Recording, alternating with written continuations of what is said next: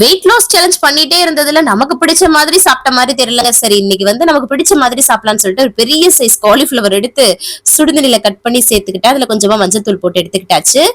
இன்னைக்கு வந்து சிம்பிளான 65 மாதிரி பண்ணலாம் காலிஃபிளவர் சொல்லிட்டு. டெல்லியில நல்ல கிளைமேட் இல்லையா, இப்போ இந்த டயத்துல வந்து இந்த காலிஃபிளவர் நல்லா ஃப்ரெஷ்ஷாவும் கம்மியான ரேட்லயும் கிடைக்கும். ஸோ யூஸ் பண்ணிக்கலாம் அப்படின்னு சொல்லிட்டு அரிசி மாவு, அப்புறம் வந்து சோள மாவு, அதுக்கப்புறம் இஞ்சி பூண்டு பேஸ்ட், வெறும் மிளகாய் தூள், உப்பு, அதுக்கப்புறம் அது கூடவே கரம் மசாலா, எலுமிச்சை சாறு இதெல்லாமே சேர்த்து நல்லா மிக்ஸ் பண்ணிக்கலாம். கொஞ்சம் தண்ணி விட்டு நல்லா வந்து ஒரு பேஸ்ட் மாதிரி மிக்ஸ் பண்ணிட்டு நம்ம சுடுதண்ணில போட்டு எடுத்து வச்சிருக்கோம்ல அந்த காலிஃபிளவரையும் சேர்த்து நல்லா இந்த மாதிரி மிக்ஸ் பண்ணிட்டு உடனே பொரிச்சுக்கலாம். சரி அதுக்கு ஒரு நல்ல காம்பினேஷனா மோர் குழம்பு மாதிரி பண்ணலாம்னு சொல்லிட்டு மோரை வந்து நல்லா தாளிச்சு எடுத்துக்கிட்டேன்.